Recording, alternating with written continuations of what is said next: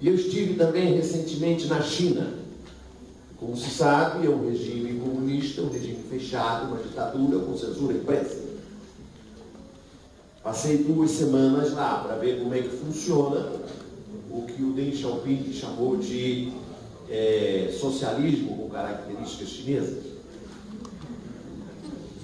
No dia que eu cheguei a Beijing, assisti a televisão, assisti a BBC, e de repente entrou uma reportagem sobre uma manifestação contra o governo na Praça da Paz Celestial.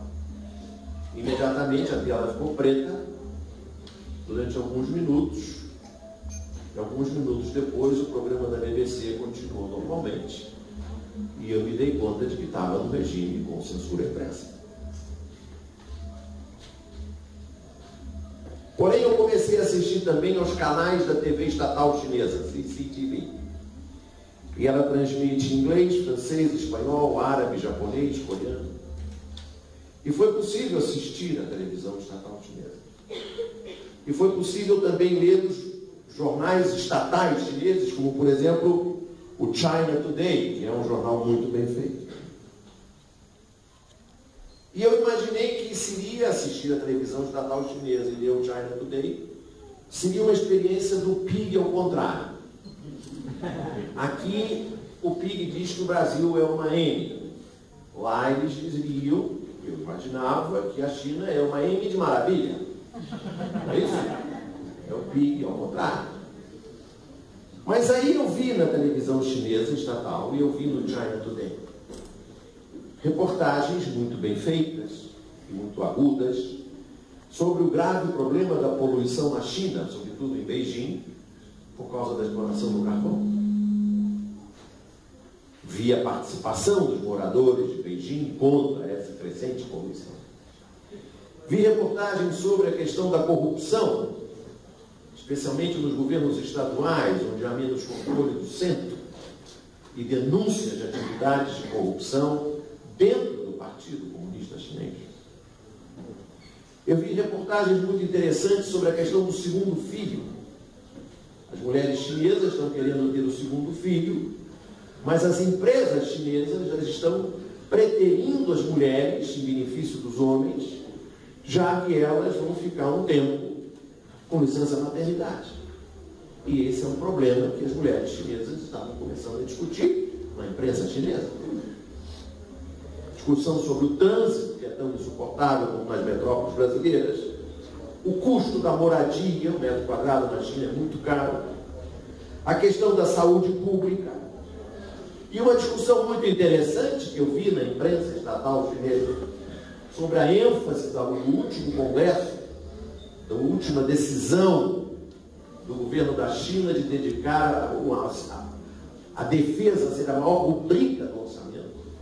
O investimento em defesa, 7%, ser maior do que o investimento em educação e saúde. E isso foi questionado na imprensa chinesa. Então eu cheguei à conclusão de que na China tem mais liberdade de expressão do que aqui.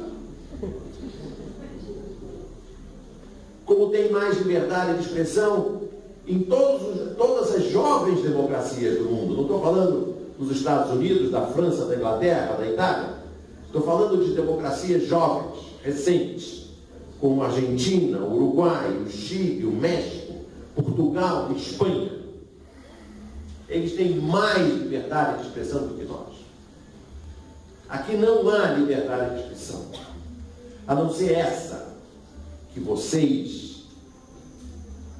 realizam através da atividade digital. Vou falar um pouco sobre o Google. Não sei se vocês sabem, mas hoje o Google é o segundo maior receptor de publicidade do Brasil depois da Globo. Não é a Record, não é o Silvio Santos, não é a Veja, é o Google. Eu digo no meu site que o Google vai googlar a Globo. Porque o Google vai tomar a publicidade da Globo e vai impedir que a Globo continue a manter os padrões de qualidade que ela tem hoje, que são um diferencial. E sem a publicidade que ela tem hoje, com 50% da audiência, ou 40% da audiência, dependendo da crise do Ibope da semana. Com 40% da audiência, e quero lembrar que hoje o Jornal Nacional e o Fantástico já estão na casa dos 10 poucos percentuais de Ibope. Com 40%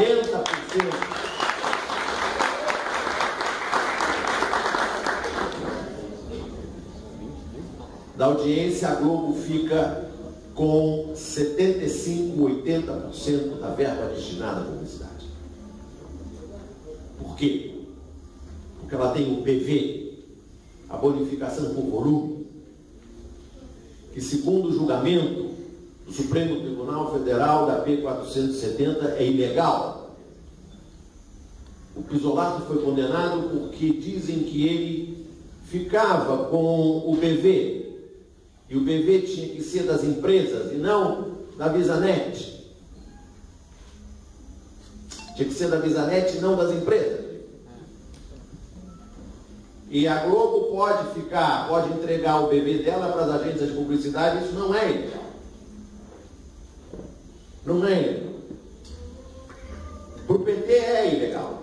Para a Globo não é ilegal. O PV da Globo é santo, é virgem.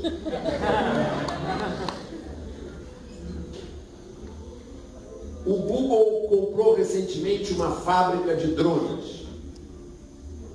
Comprou uma fábrica de drones para acoplar a balões e levar o sinal da internet a áreas distantes do mundo. O Google vai universalizar, massificar o acesso à internet e ao seu buscador, evidentemente. E com isso vai se tornar uma fonte de publicidade irresistível. Portanto, uma nova lei de meios, uma nova proposta de marco regulatório, essa que o Zé Américo mencionou, tem que contemplar, tem que digerir o novo papel do Google, do Yahoo, do Facebook e de todos esses novos mecanismos de comunicação. Tem que ir além da Globo, porque ela não vai aguentar fazer um capítulo que custe, capítulo de novela que custe 200 mil, 300 mil reais o capítulo e pagar 17 milhões de reais de salário aos atores que não estão no ar, que ela paga todo mês. 17 milhões de reais aos atores que não estão no ar, para ninguém trabalhar na Record, no Silvio Santos. Ela não vai segurar essa peteca há muito tempo, porque o Google está. Porém, por mais que a Globo fuja para a TV a cabo, fuja para a internet, ela jamais vai conseguir faturar o que se fatura hoje no horário nobre da TV aberta. E ela está diante de um outro desafio muito importante, além do Google, que é o 4G. Dizem que ela procurou a presidenta Dilma Rousseff para pedir para adiar a instalação do 4G no Brasil. E por que ela quer adiar a instalação do 4G no Brasil? Junto com as telefônicas, que também não querem o 4G. As telefônicas não querem o 4G porque elas não querem botar dinheiro no 4G. Elas querem ganhar dinheiro com o 3G, embora só entreguem 2G. E às vezes... E por que a Globo não quer o 4G? Porque ela tem medo de perder a audiência. Ela não sabe se quando houver o apagão do analógico, quantas pessoas ficarão penduradas no analógico sem sinal dela, porque ela não tem como controlar o número de brasileiros que ainda trabalham com analógico, ou que mesmo tendo digital ainda tem um quarto da casa, como da casa em analógico, ou que vai preferir ficar no analógico. E ela tem medo que com o apagão do analógico ela perca uma audiência que ela hoje não consegue mensurar. Então ela quer impedir que você, eu, tenhamos o 4G. E essa peteca está no campo do ministro Paulo Bernardo.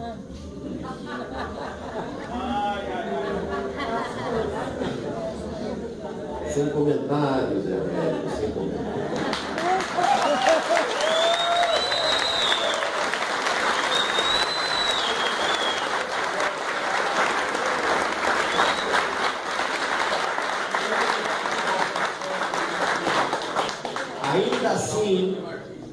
Ainda assim, com o Google, com a queda da audiência na TV aberta, com a fuga da TV aberta para os mecanismos da internet, das redes sociais, ainda assim é preciso ter uma lei de meios, porque existe no Brasil uma cadeia de elos fracos, mas poderosa. A cadeia funciona assim. A sequência funciona da seguinte maneira. O jornal impresso, que cada vez tem menos leitores, mas é o que ainda tem mais recursos para fazer isso. O jornal impresso produz a denúncia.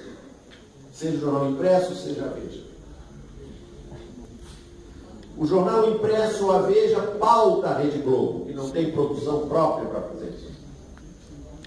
E a Rede Globo transforma, como eu digo no meu site, aproveito para dizer aqui também, transforma o detrito de maré baixa da imprensa escrita em Chanel número 5. E esse produto da Globo pauta o Congresso. E o Congresso se manifesta. E a manifestação do Congresso realimenta a imprensa escrita, que realimenta a Globo, que realimenta o Congresso. E nessa cadeia em que a imprensa tem menos leitores, a Globo tem menos espectadores, e o Congresso tem menos representatividade, mas é uma cadeia que se autoalimenta e que tem o poder de envenenar o Brasil. E é por isso que é preciso ter uma lei de meios. A lei de meios não é para ajudar o PT. A lei de meios é para a democracia brasileira. Porque o maior prejudicado com a lei de meios, com a falta de uma lei de meios, de um marco regulatório, é o trabalhador brasileiro. É o cidadão brasileiro. São as minorias brasileiras. São os pobres, os negros, as mulheres, os deficientes, os homossexuais. Esses é que precisam de uma lei de meios.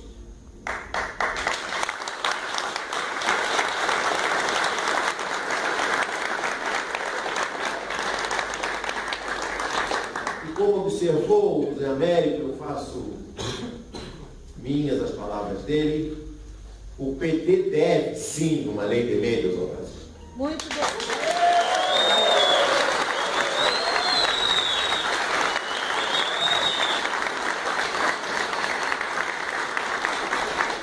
E o PT poderia fazer uma lei de meios, porque o PT fez o marco regulatório da internet.